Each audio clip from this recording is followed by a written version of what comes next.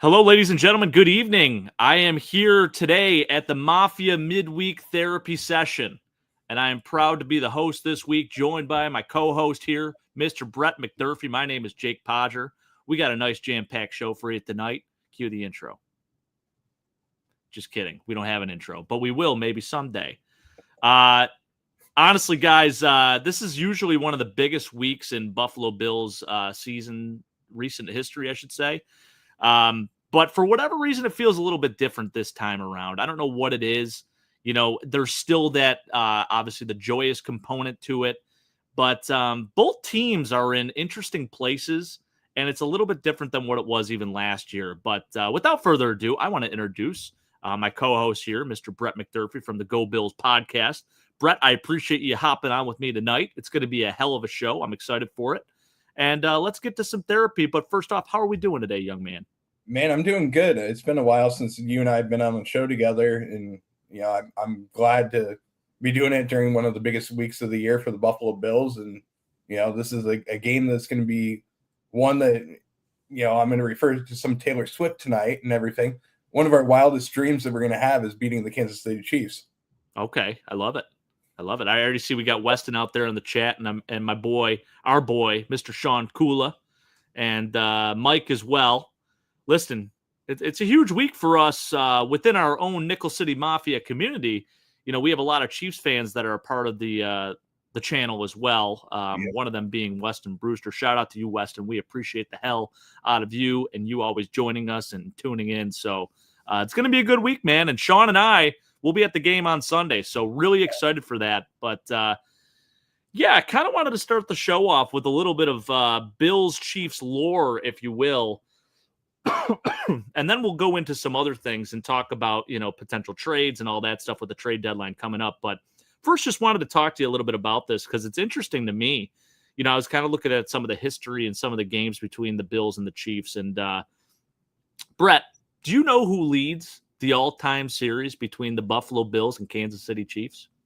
I mean, if I had to guess, I think it would be the Kansas City Chiefs. I mean, you look back to the early days and they had a ton of success in winning, the first couple of Super Bowls, and so I'd have to say the Kansas City Chiefs have the edge. And if you look back to the last few years, they beat us quite a bit. But I think that there's some times where, like in the 70s and the 90s, the Buffalo Bills might have had the edge a little bit. But I think overall, it's got to be the Kansas City Chiefs. One would think so. One would certainly think so. So I had to go and dig into the archives a little bit. Now, me being a pro football historian, I'm all about it, right? I love looking at the history of things and kind of diving deep. But I found this really interesting. This is right from the football database. I typically use Pro Football Reference, but I like the layout of the Pro Football database that I have here because it really does kind of give a nice general overview of all the matchups in their history. And as you can see down below there, in bold, the Buffalo Bills do lead the all-time series 30-26-1. There was one tie, and that happened actually in one of their earlier matchups in September of 1963, September 22nd, 1963, a 27-27 tie.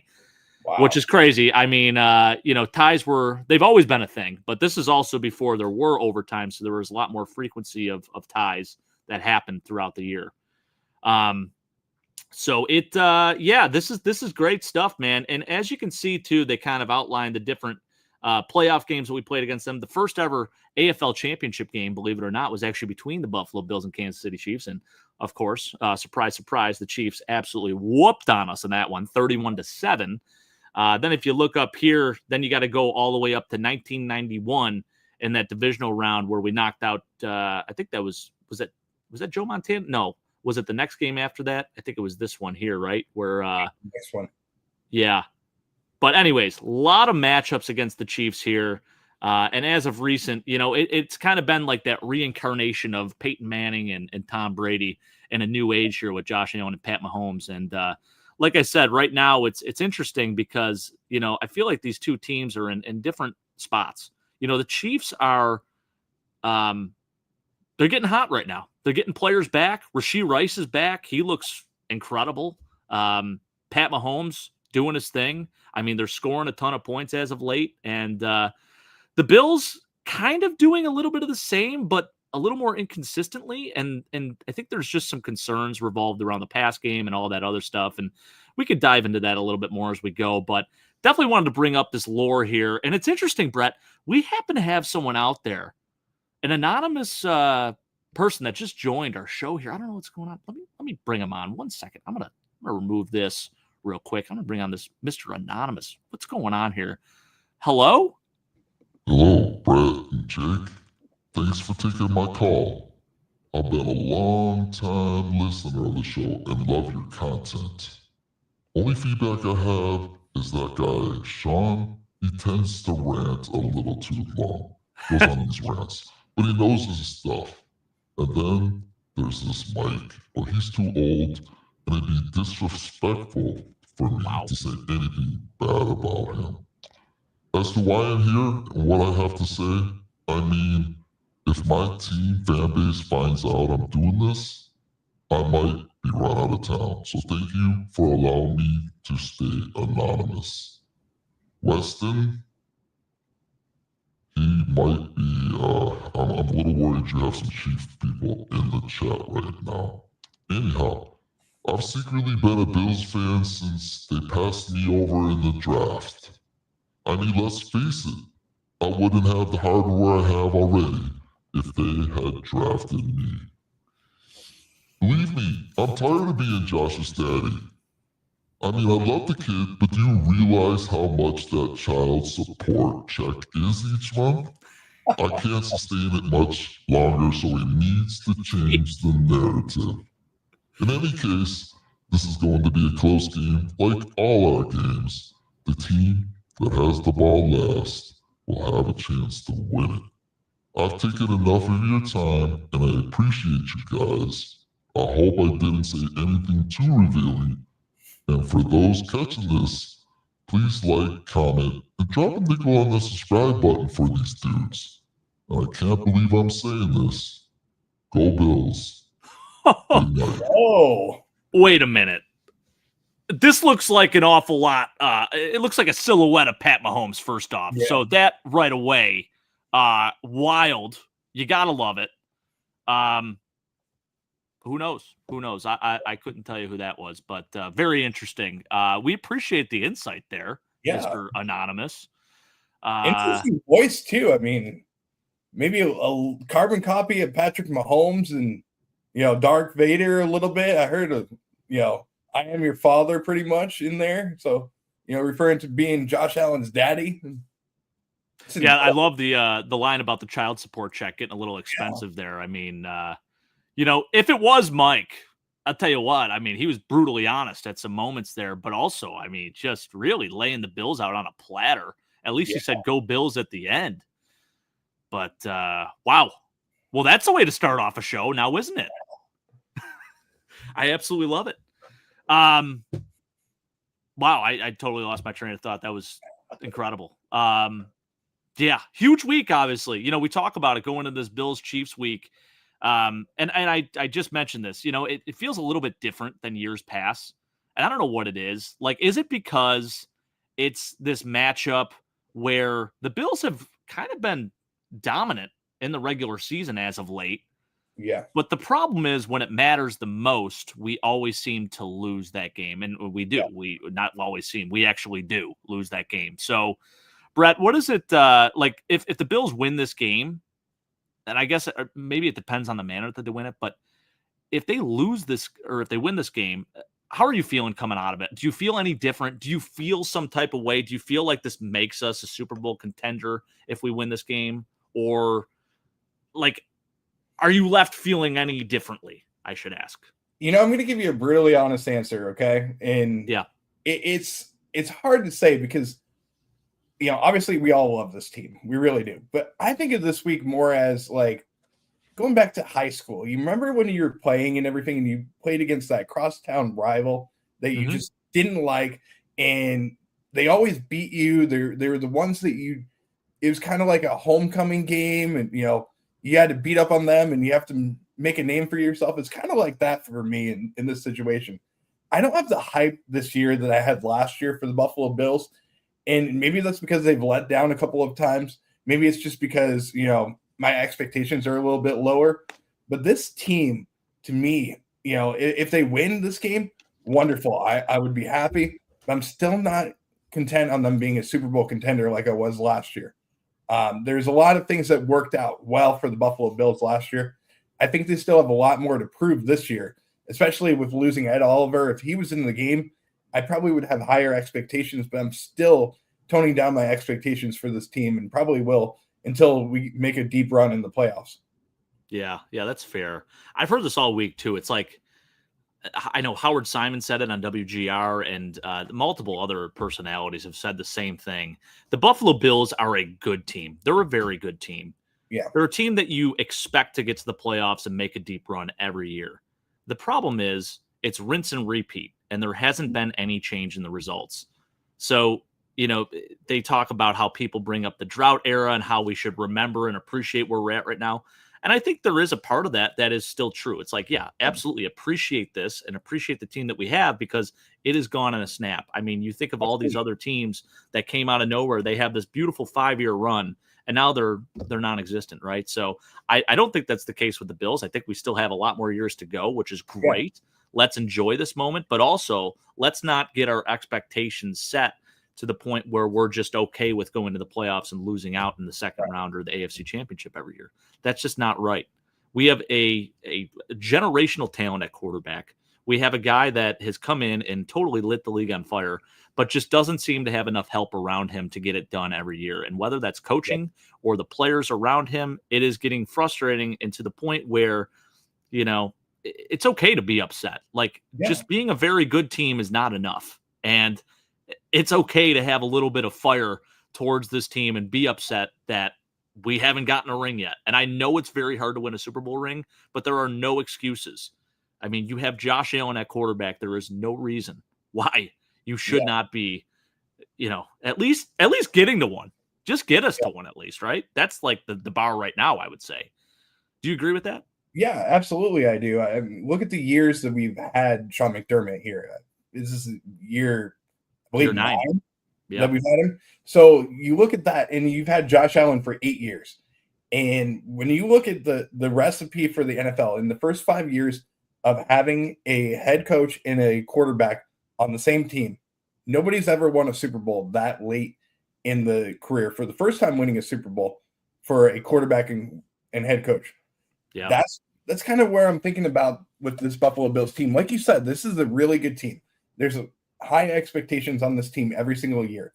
But you look back to, like I said, all the years, it should have gotten done. And there was plenty of times where it could have. You look back to the game where we played Houston in the playoffs, and we're up, I want to say 17 or 19-0 in that game, and we lose that one. That was probably our best opportunity to make a deep run, especially because that AFC East the AFC division was so open that year. Then the year that we played Kansas City and we lost in overtime, that's another year that we could have won a Super Bowl. So there's plenty of times in the playoffs where we could have won our first one, but we haven't done it. And that's why I think these expectations for me, like you said, it's repeat every single year. We haven't really made the changes. I mean, this year we really tried to revamp our defensive line, and look at what's happened so far this year. Our defensive line is hurt again, and our depth has been questioned so much this year. The expectations for me are just, the same. It's okay, we'll make the playoffs, we'll make it maybe the AFC Championship game, but I'm not content on the Super Bowl yet. If they make a big move, like in the trade deadline, you make a superstar come over to the Buffalo Bills, then my expectations are going to go up. But we haven't done that for years, and Sean has preached this for a while on the shows and in our group chats and everything about the Bills wanting to make a deep run. You look back to the LA Rams, what they did by bringing in Von Miller and Odell Beckham Jr. You look at what the Philadelphia Eagles have done by bringing in some of the guys that they did over the last couple of years. You look at teams that want to win, and the recipe for how to do it is sometimes you have to make a trade mid-season to make your team even better and put them over the top. Yeah, and it's frustrating. I mean, you see the Patriots make 2 trades, Kyle Duggar and Keon Yeah. White, and you think maybe they're gearing up for something big because they're trading some guys away. They're acquiring some draft capital, but maybe they're going to package something together to now make a splash move. And it seems like the Bills are just sitting on their hands, kind of waiting for other teams to make moves. And maybe it's like the art of the deal type stuff. I hope that's the case, but it is frustrating, as a fan base, because I think there are some missing pieces here. And it's evident. I mean, you can see it. Even though we did win 40-9, beautiful victory, not knocking it whatsoever. However, when it comes down to a game between the Bills and the Chiefs in January or in February, well, it'd be January, late January. Yeah. If they're playing from behind and we are, missing that element of, hey, a passing game, we don't put the fear of God on any defense because we don't have a guy that could stretch the field.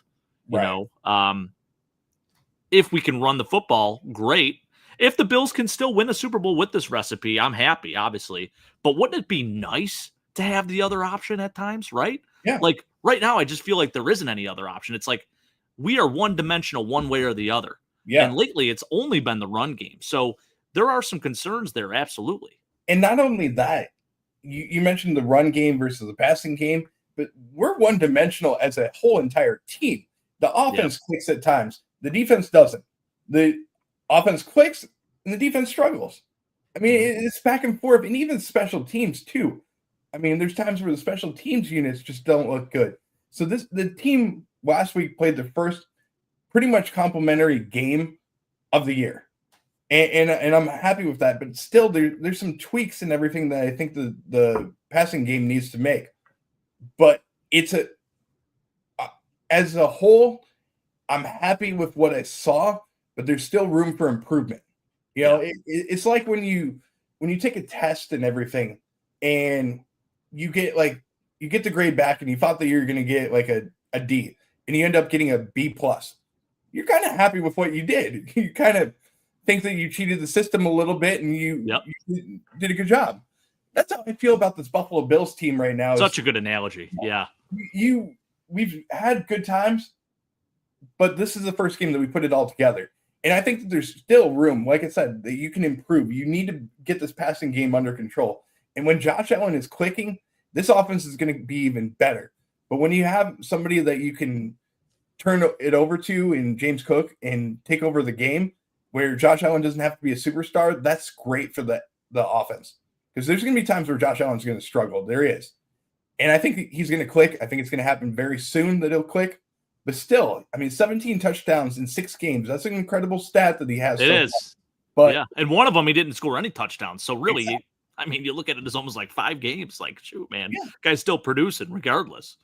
But there's still room for improvement from this team. And I think that, going back to the Kansas City Chiefs references and everything that we're talking about, the recipe for how to beat the Kansas City Chiefs was put on display in the Super Bowl with the Philadelphia Eagles. You have to have a pass rush, and you have to have a really good secondary that can control it. And Buffalo doesn't have the pass rush right now. I'm going to say that right now.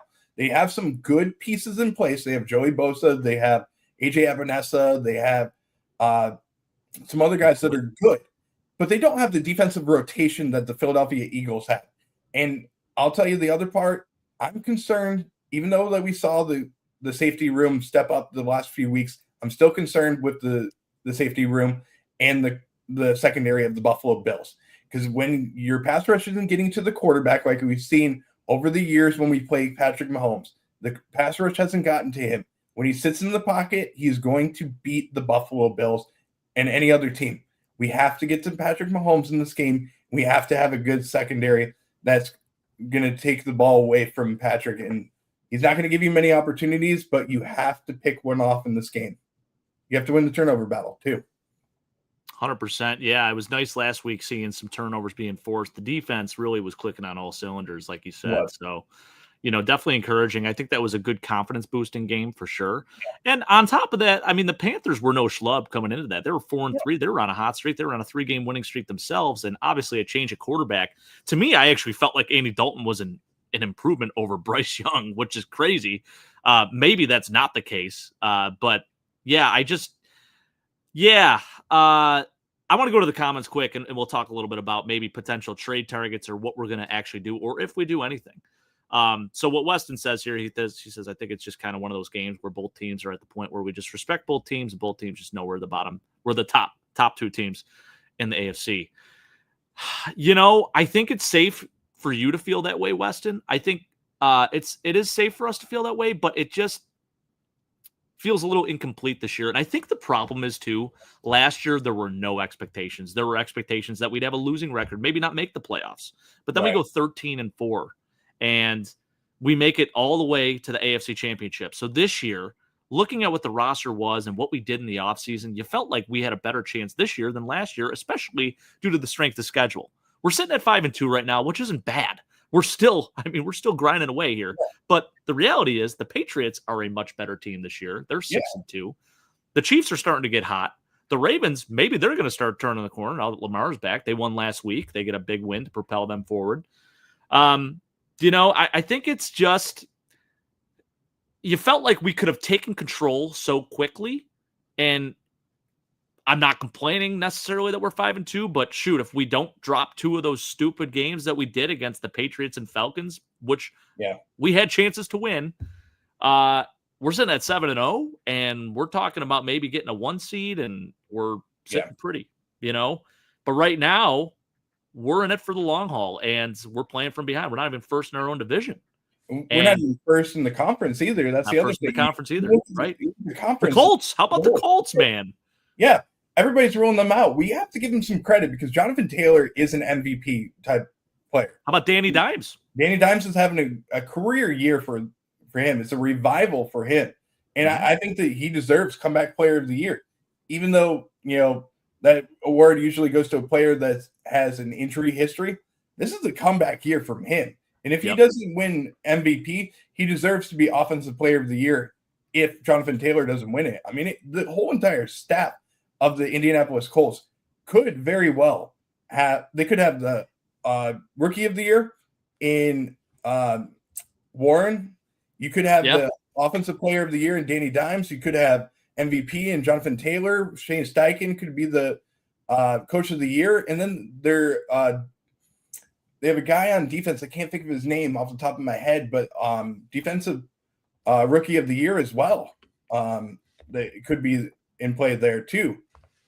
And they're doing this while also having Zaire Franklin, who's having a great year with them as well. So even though that this should be the Bills and Chiefs that we're talking about, you got to talk about the rest of the NFL and what they're doing. And this conference is not going to be easy for either the Kansas City Chiefs or the Buffalo Bills to win. There's some teams that are juggernauts in this conference, and it's not like the NFC side of things where you have the Eagles and you have other teams that are in there.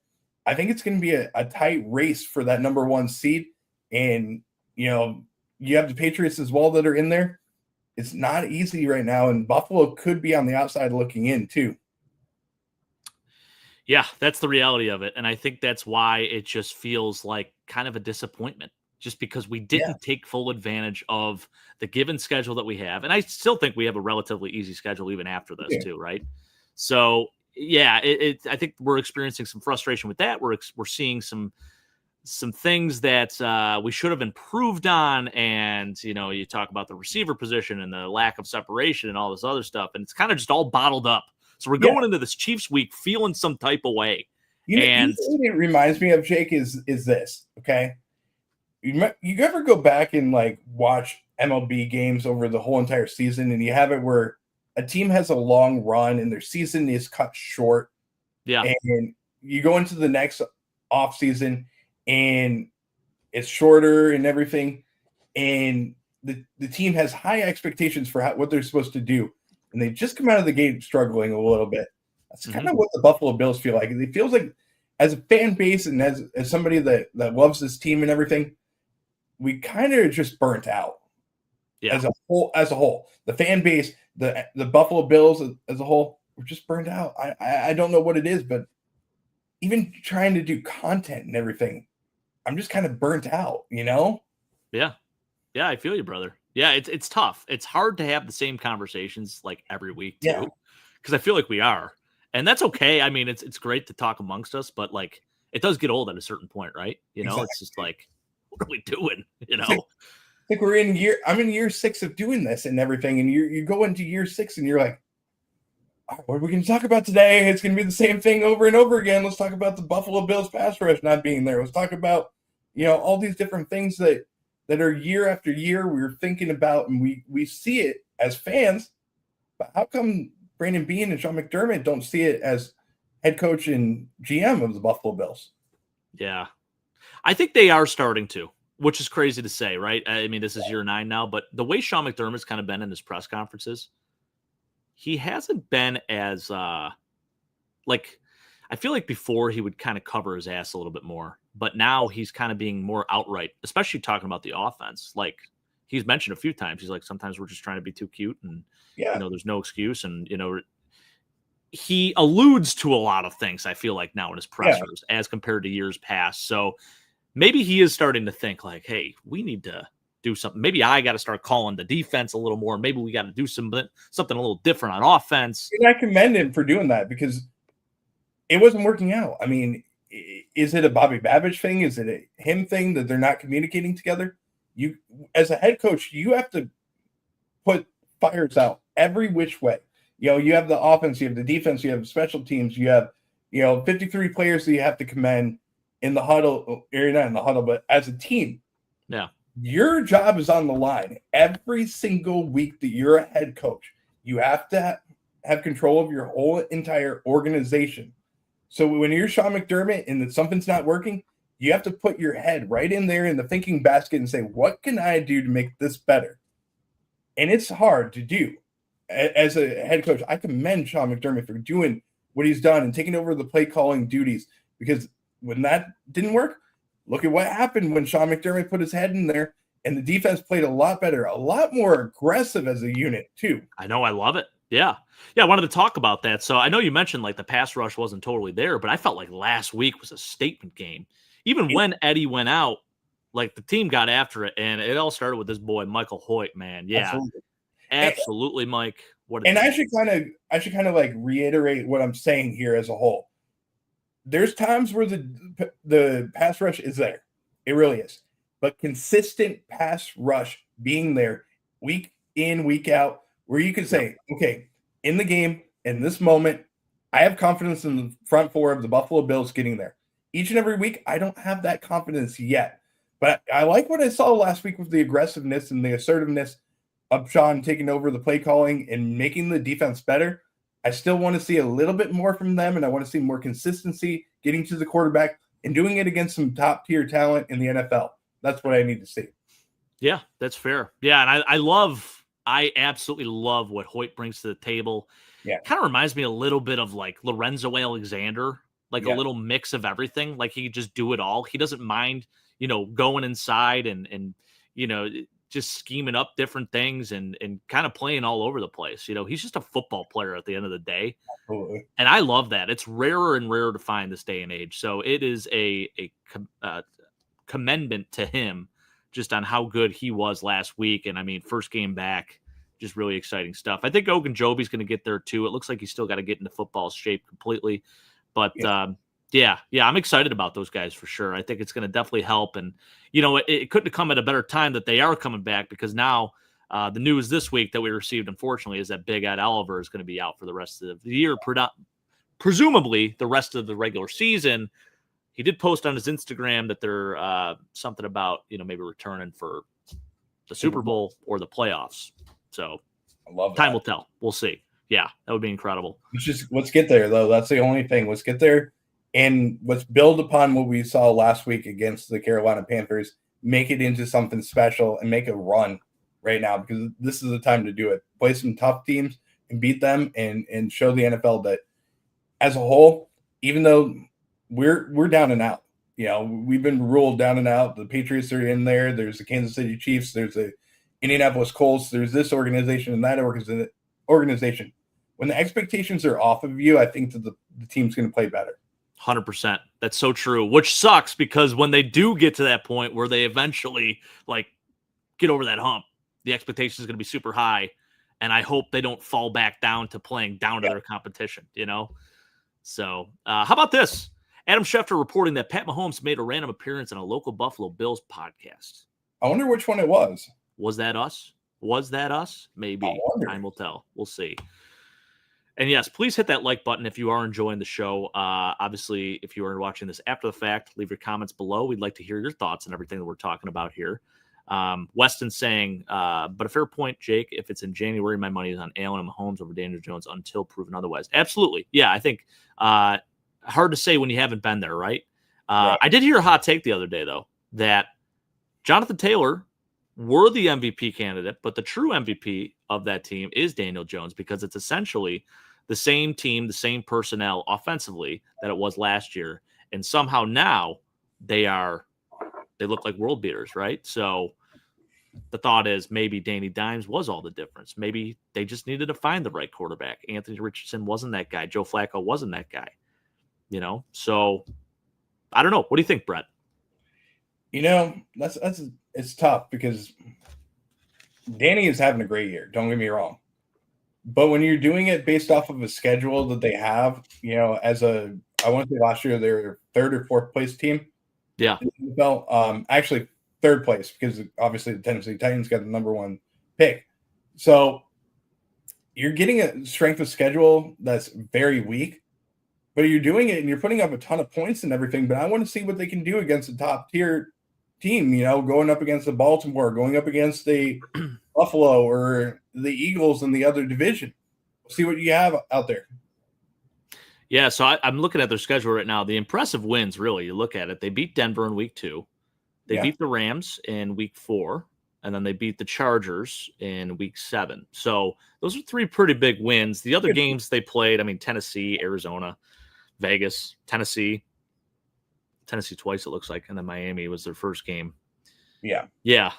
Strength of schedule is interesting. They play the Steelers this week. Yeah, we'll see if they're for real. I love the story. I'm happy for Indianapolis. It's been a while since they've really had a team, really since the Andrew Luck days. It's been some time. So good for them. Yeah. But as a whole, it kind of reminds me a lot of the Buffalo Bills in the early, 2000s, where we start off really hot and you go on a 4-2, 5-2 team.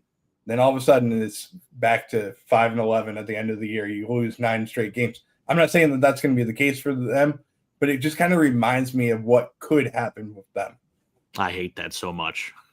Don't put that into existence, Brett. I don't need it. How about this? Weston saying, by the way, the Pope was seen holding a Bills jersey.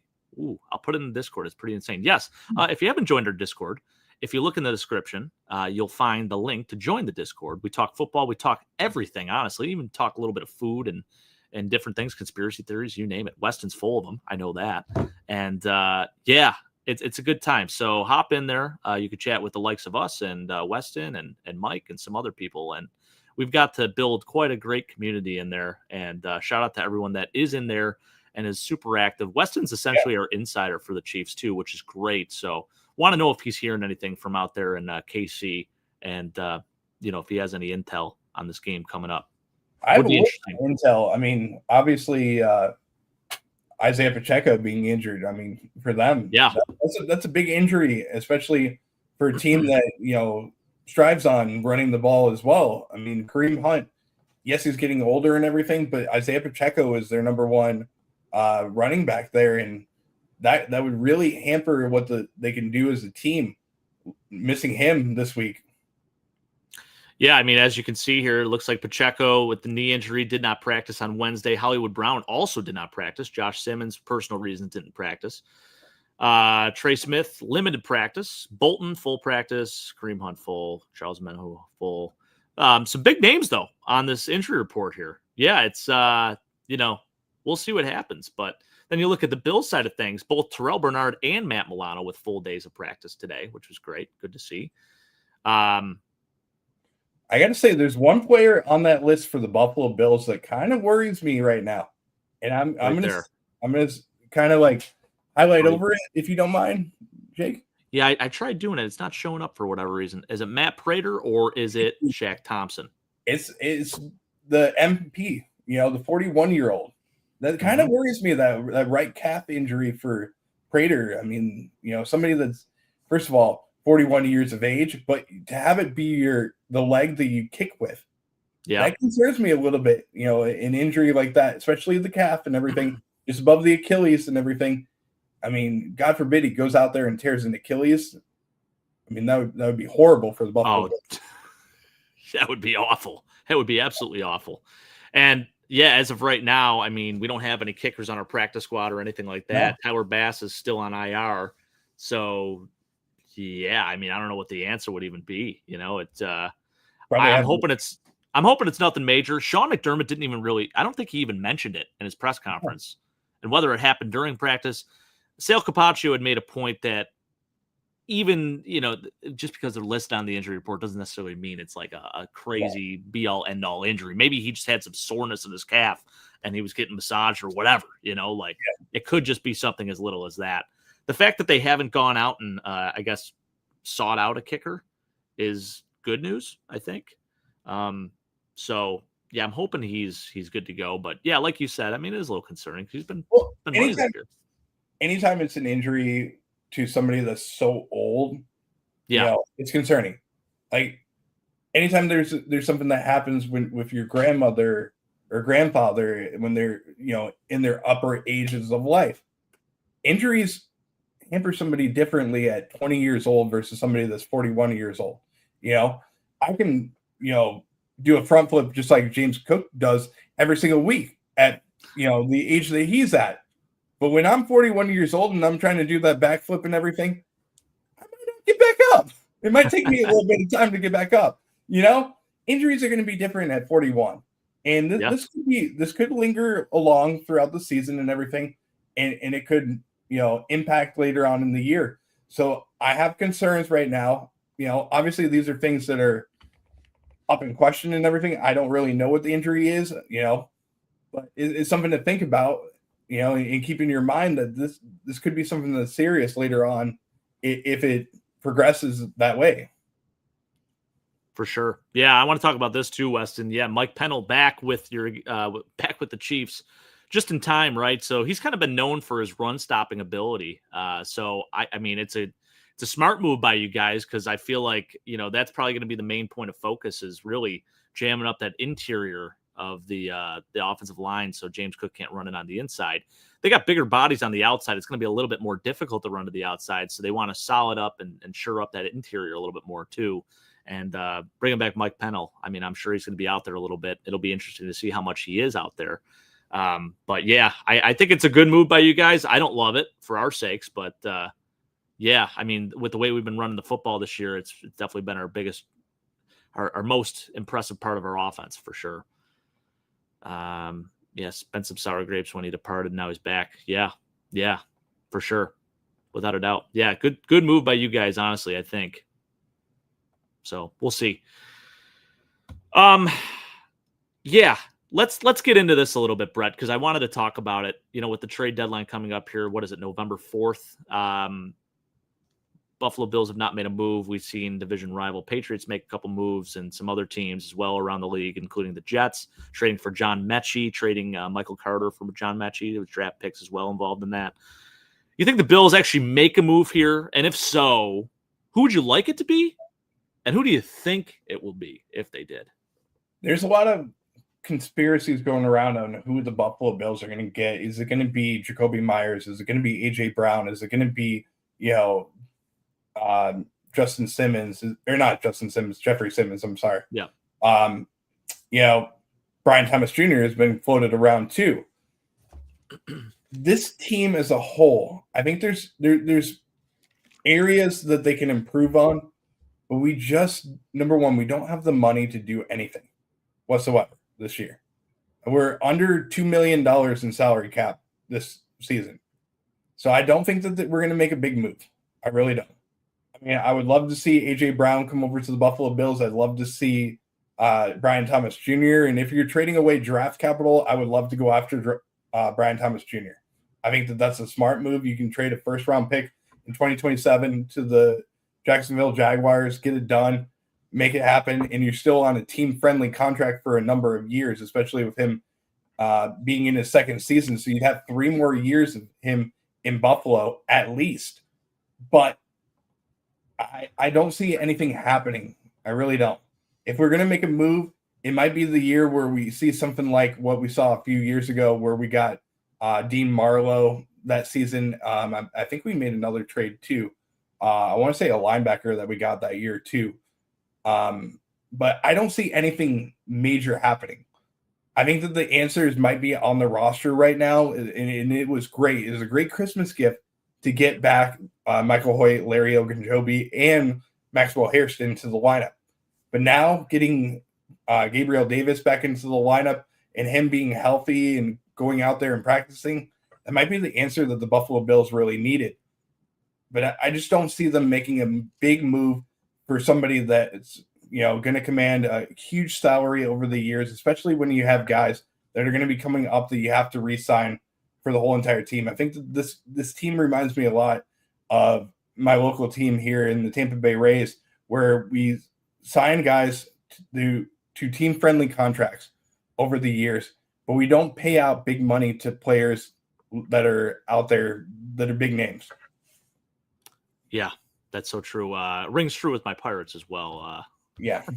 And the problem is we don't even retain the guys because we don't want to pay them, period. So we just trade them at the end. That's the one thing that the Buffalo Bills don't do is we don't trade them like the year before they have a major contract extension. Right. There's no anticipation. Yeah. No anticipation. So, you don't get the guys like a big name that's going out there. And there's two on the LA Dodgers that were from the Tampa Bay Rays, two pitchers that, we traded. We don't have that with the Buffalo Bills. And, that draft capital, if we had a couple of first-round picks, I bet you we go after Brian Thomas Jr. and trade 2 first-round picks to get him. But we just don't have that capital right now. It's crazy. It's actually mind-boggling that the Jags would ever even consider trading him. And Liam Cohen did sort of shut it down, that the team had no plans to move forward or move on with him, like move on from him. That's just a psycho move, in my opinion, anyways, especially because they're a 4-3 team. It's not like they're 0-7 right now. Yeah, I don't think that's actually going to happen, the Brian Thomas thing, to anyone. I think the Jags are going to retain him. I don't know what Diana Rossini, I don't know where her info came from, but crazier things have happened. There's been that being said, what's that? There's been a lot of smoke screens that go around, especially with the Jacksonville Jaguars. Look back to the draft of what everybody was talking about, that they're going to trade their running back, Travis Etienne, and they're going to draft Ashton Genty. How did that turn out? They had the opportunity to do it. They didn't do it. Yep. So, that was smoke screen for them to get Travis Hunter. Now you look at the team. There's talks that Brian Thomas Jr. is going to be departing the team and you're going to trade him and everything. I think it's another smoke screen. I really do. I think that this team is built on smoke screens and they're going to make a big move for somebody out there. And you'll be surprised with the Jacksonville Jaguars. They're having success this year in a first-year head coach in Liam Cohen. But I think it's going to be a move that's going to upgrade the team rather than hurt them.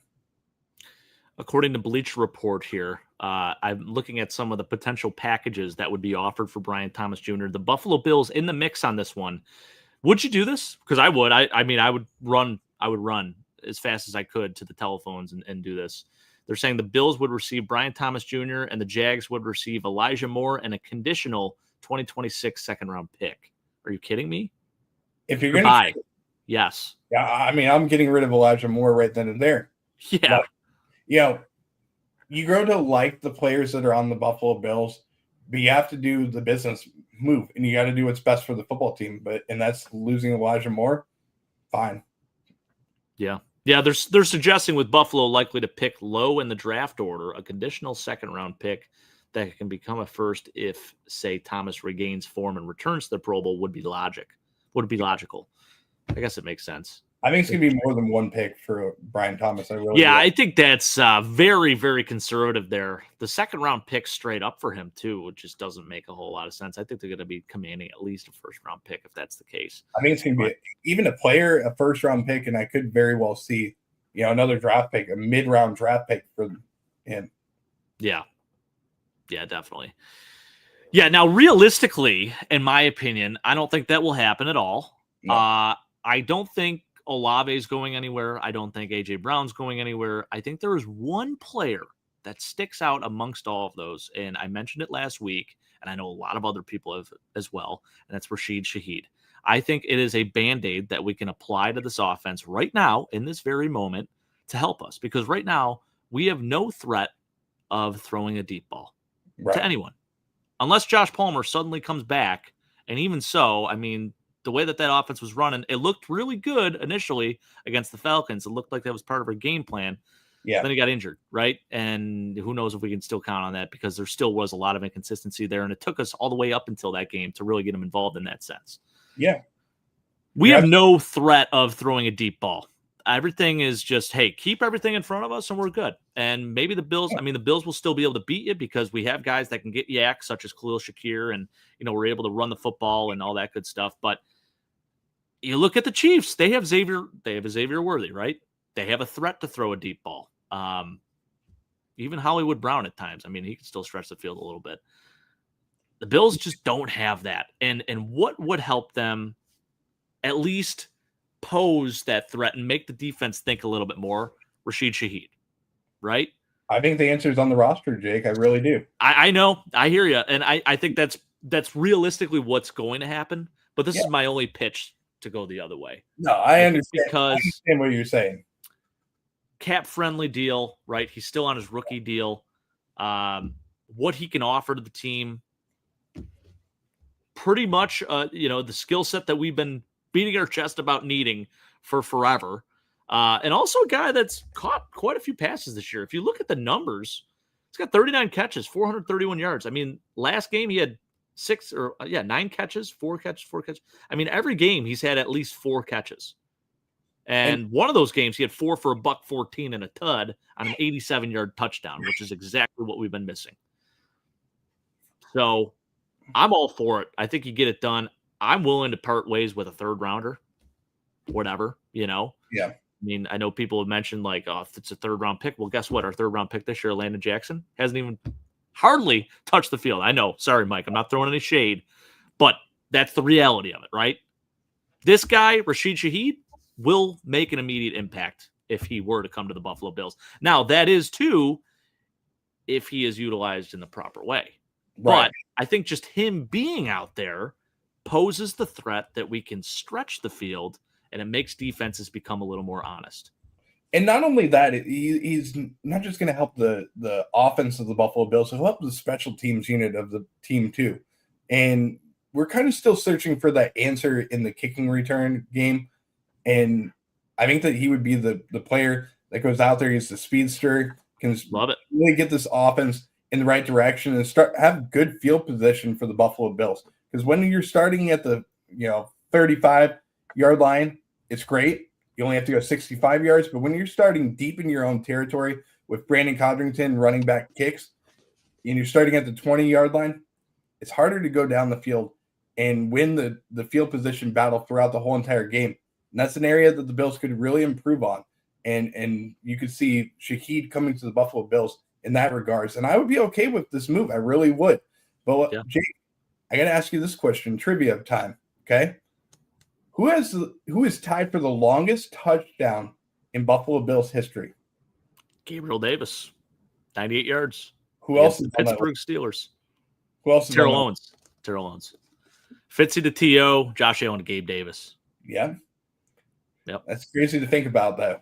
I think it is. The answer with stretching the field is on the Buffalo Bills. Gabe Davis is the answer. He can do it. But we got to get this team healthy. We got to get him back out there and have him beat the Kansas City Chiefs and be on that player that gets called up from the practice squad. And then we can decide if we need to make a move and go after Shaheed. But it's got to be this week or else the trade deadline's coming past. And you don't know what you have.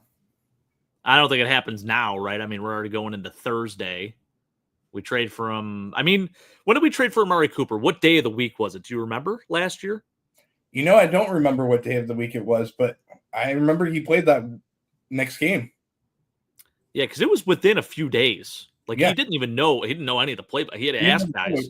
When he caught that touchdown against the Titans, he had no idea what he was doing. He just ran a route, So maybe, right? And, I do want to say this. I'm so glad you did bring up that return element, too, from Shaheed, because he's 2 years removed from being a first-team All-Pro as a return man. Yeah. I mean, this dude was averaging over 13 yards per punt return. And then the kick return stuff too, same deal. I mean, just absolutely killing it. Well over 20, 22 yards, 28 yards of return. I mean, the guy is, he adds a different element to the team. And, we talk about Brandon Codrington and, him being kind of a waste and him only being one-dimensional. This is a guy that can start on the offensive side of the ball and then also be our starting returner for both punt returning and kick returning. Sounds pretty good to me. Yeah. But getting into the Gabe Davis stuff, I do want to bring up the numbers a little bit because it is kind of interesting when you look at it. He has not averaged less than, when he was with the Buffalo Bills, he did not average less than 15.7 yards a catch while here.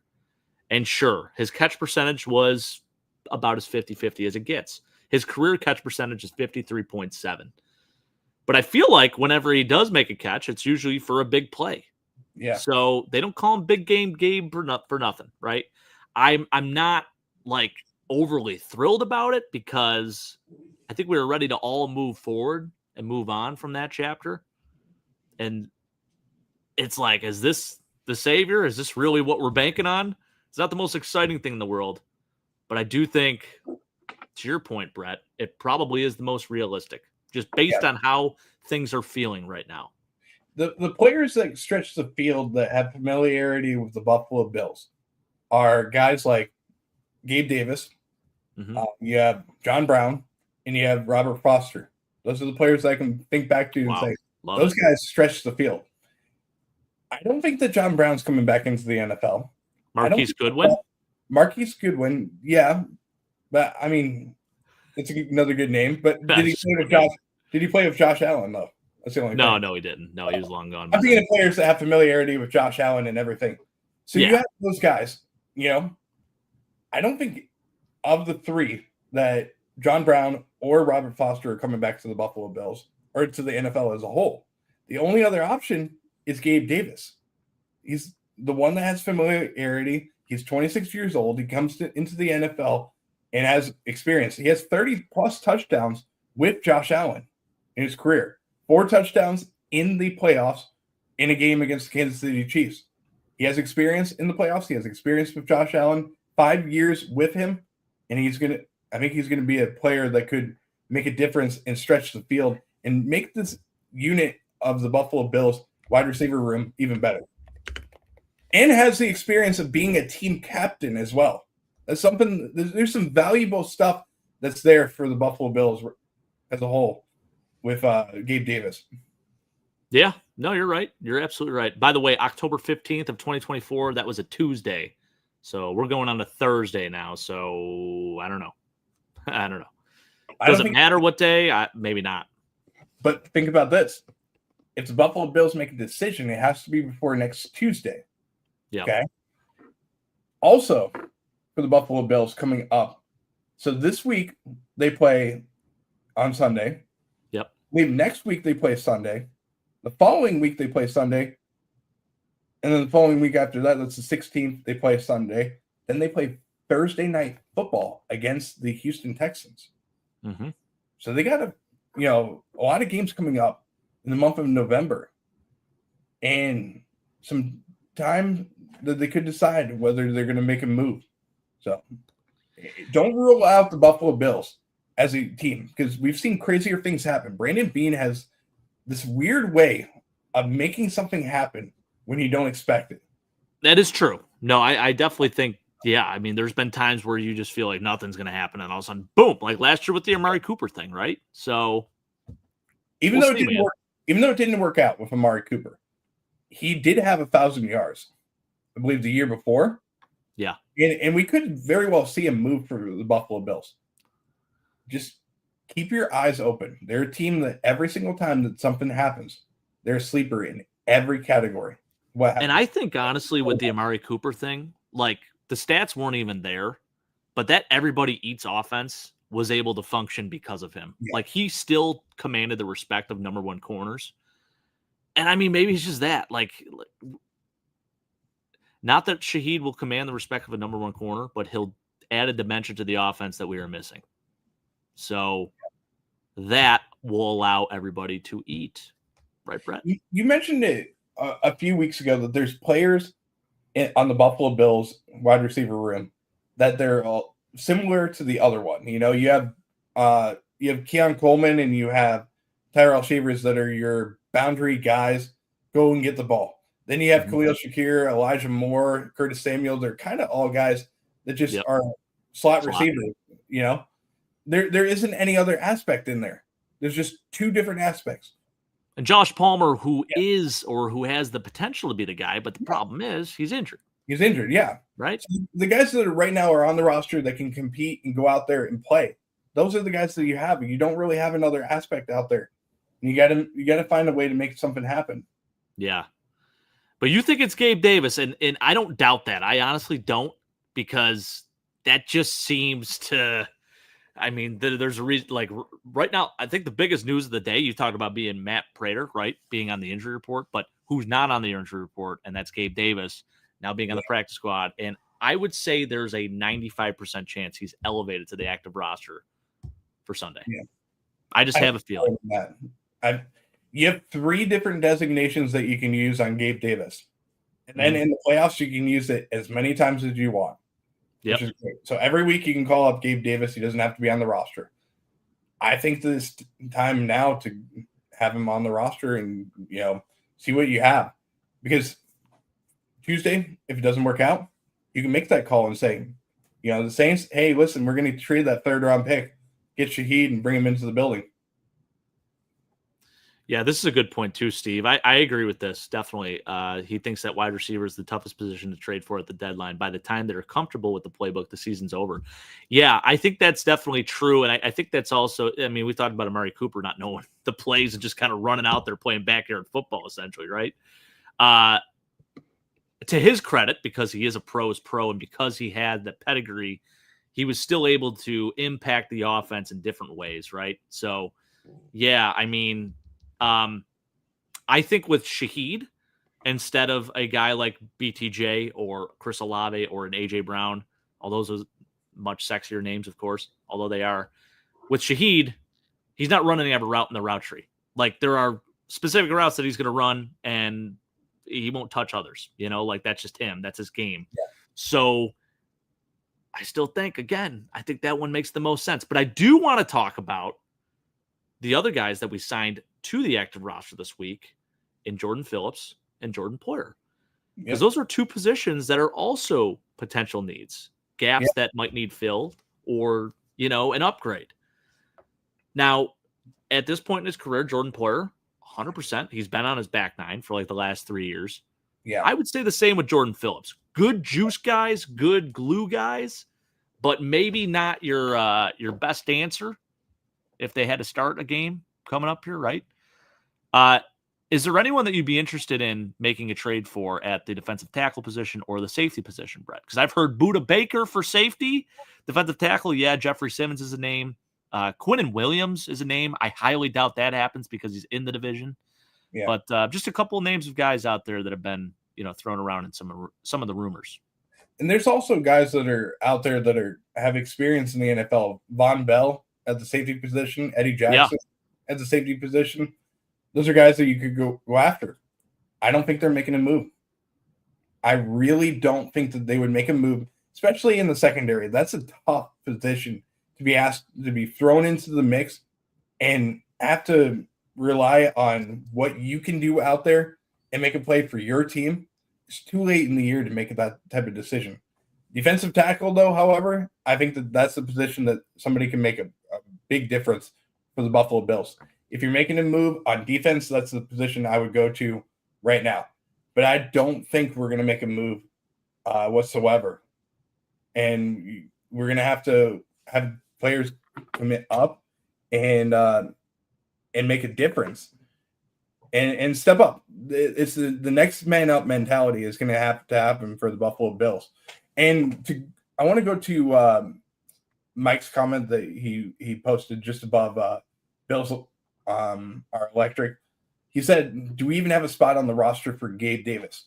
That's the other thing that I kind of want to bring up, Jake, is if we make a move, who are you going to release from the team? Because you have to make a move. You know, Gabe Davis, doesn't have to be signed to the roster. You have 3 different elevations that you can use on him, and then you can save him for the rest of the year and utilize him in the playoffs. So you do have to make another player inactive on game day, but you don't have to take away a roster spot on the active roster for Gabe Davis. That's fair. Yeah. Yeah.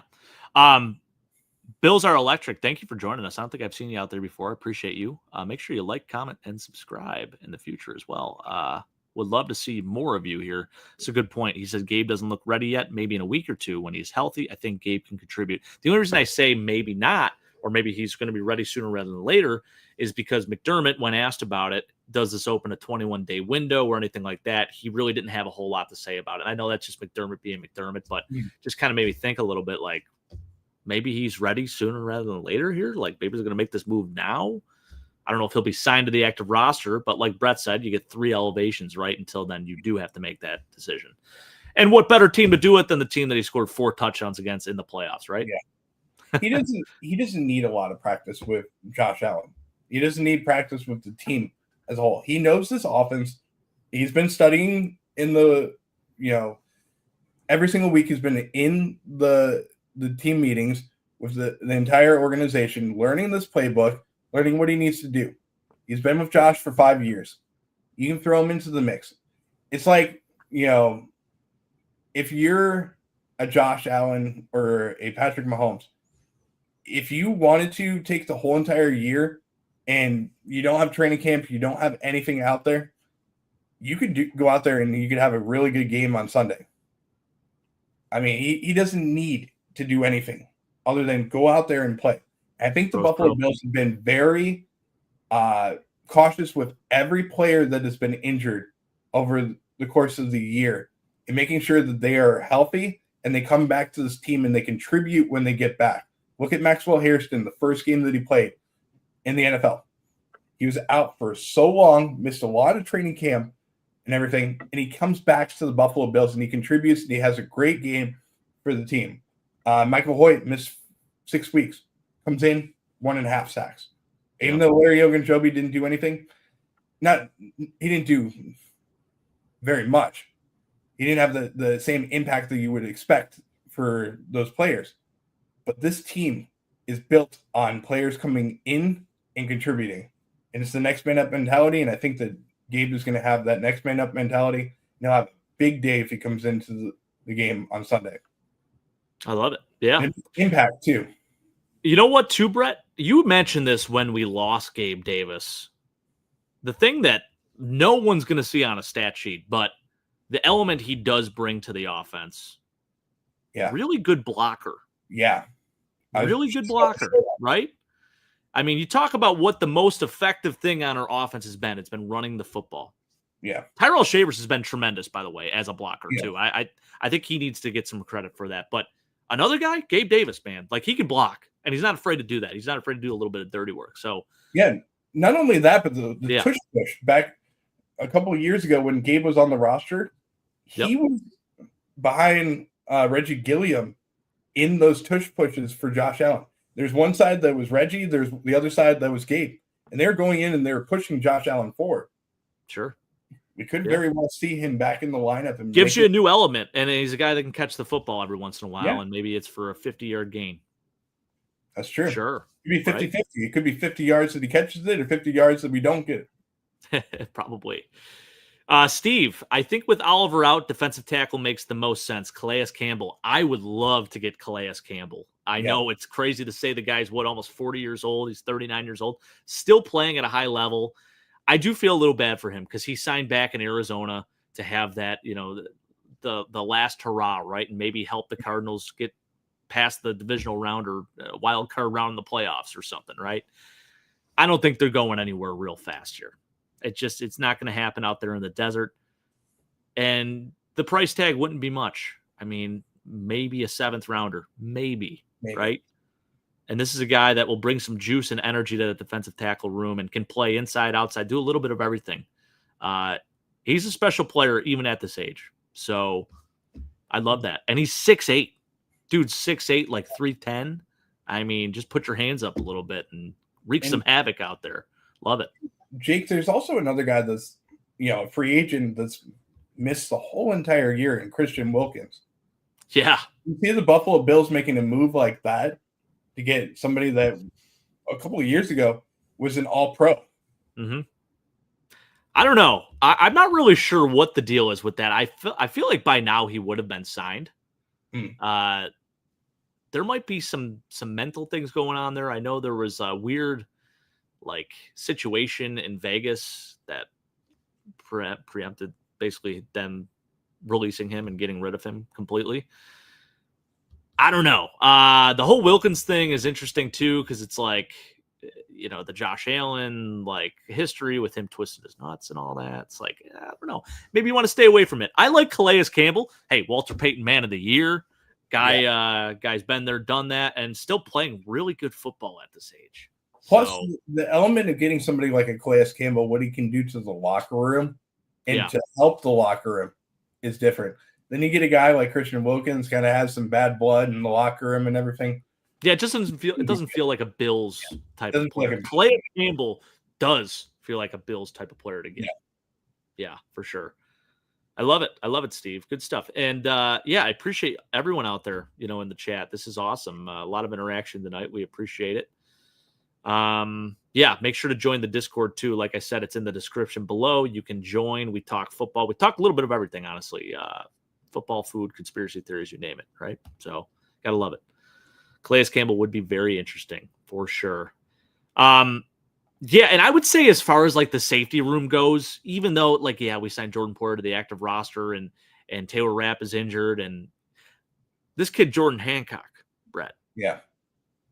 I feel like when him, Hairston, and Hoyt were on the field together, how much faster that defense felt. It just felt there's it's like a fountain of youth coming in and just it felt so much better. So I almost want to say, screw it. I don't even want to look at other safeties. I don't care. I love the fact that obviously if Abuda Baker was available, you'd have to kind of look at that, right? I mean, guy's an absolute stud. I love him, but Hancock's a player, and this is a dude that is really multi-dimensional. He can play nickel corner, he can play safety, he can play specials. He's a Sean McDermott type of player, almost kind of like our guy Cam Lewis. I was just about to say he's a better version of Cam Lewis, right? He's the Sean McDermott, element is in there, and he's blossomed into that McDermott fit, a versatility. Yeah. But he has everything that Sean McDermott wants. That's a better version than our boy Cam Lewis. And he's more athletic too. I mean, the guy's look at what he did in saving the touchdown last week. Mm-hmm. That's an incredible move to get up to top speed and make that tackle.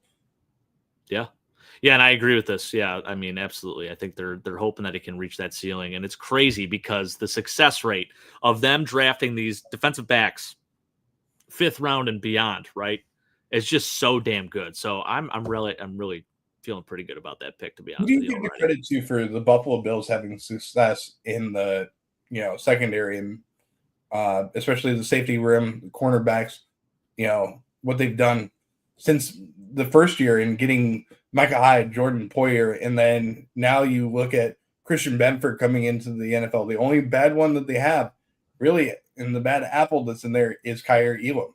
Yeah, it's crazy. I think the ability for McDermott to almost predict and put and set guys up for success at the defensive back position with these late round gems that we've gotten is spectacular. And I think he is the sole reason for it, honestly. I mean, this is a former safety himself. He played safety in college with Mike Tomlin side by side, or Tomlin was a receiver, right? Yeah, he was a receiver, but McDermott played defensive back at William & Mary, but he was DB's coach in Philly. He's done a ton of secondary work throughout his career. He worked out, that's his MO, right? So I think he just knows the position very well. Very good point. Yeah, Dorian Strong too. He was looking very good. I felt like he was honestly more pro ready than Hairston even when we drafted him. I don't know if that's necessarily the case because what I saw from Hairston on Sunday was really impressive to me. I really am excited about him, man. But yeah, time will tell with that. But yeah, I think it is 100% Sean McDermott, the reason for the success and finding those gems in the later rounds and, putting guys in position to succeed. I love it. Absolutely agree with you. Yeah. Well, it's been a little over an hour here, Brett, and I know one of the complaints was, hey, the show goes a little too long. So I don't know about you, but I want to hear some closing thoughts, and let's get out of here. What do we think? Yeah. Well, first of all, I want to say, Jake, I'm so used to having Sean on the show, so I keep calling you Sean. Yeah. I apologize. It's all good, brother. But I'm so used to the ruthless style of how we do these things. You and Sean are going to be going to the game and everything. Yep. I heard the rumor that you're going to a couple of wing spots. Is that true? So we will be. Where are you going? What the folks know? They could very well meet the Josh Allen imposter. Oh, I love that. Yeah, so it's going to be great, right? So Sean's coming in on the train, actually. He's in Utica, so he's going to take the train out here. I'm going to pick him up at the train station around 3 o'clock. We're going to go right from there to 911 Tavern. If you have not had, like, true Buffalo-style wings, in my opinion, 911 Tavern has the best Buffalo-style wings. I think overall, it's still Bar-Bill, right? Because that the Cajun honey butter barbecue is so damn good. And I think that just mops the floor with everything else. But if you're talking strictly mild, medium, hot, 911 Tavern is the place to go. I honestly think that those are the best wings in Buffalo in that category, I should say, right? In addition to that, I mean, they got great steak fries and cheap beers and all that good stuff, right? So, so the plan is I'm going to pick him up and we're going to go right to there. Now, their hours are a little strange. They're open from like 4:30 to 9:30. So you got to get there, basically got to get there right at 4. You want to line up, stay in line right at 4 o'clock so you can get a table. My folks are also going to meet us there. So they're going to meet us over there with the kids, I think, because my wife's going to be shopping. So little family affair. Sean's going to meet he's already met my dad. I think he's met my mom once before too. So that'll be nice for him to meet Big Al again. And, we'll eat dinner as a family. And then from there, we will part ways. My folks taking the kids back. My wife will pick them up, deal with them for the rest of the night. I'm a free man. Me and Sean, we're going to go out on the town. And by that, I mean, we are going to the Buffalo Sabres game. Just so happens that the Washington Capitals are coming into town, which happened to be his favorite hockey team. He was in D.C. for quite some time. He took a liking to the Capitals. Might get to see Ovi. Has Ovi scored his 900th career goal? I wonder if he has. I've heard he has. I'm going to look that up. I've heard that. I heard a rumor you guys are going to Canada, too. I heard some type of rumor that you... Never say never, brother. Never say never. You might be going to a couple of... gentlemen's clubs and everything. The Canadian Ballet, maybe. I don't know. We'll see. I heard something about like a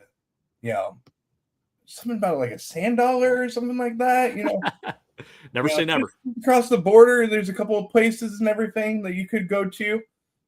I don't know how that rumor is coming true, but it could very well happen. But I mean, hey, listen, when you're in Buffalo, you got to hit up the best wing spots.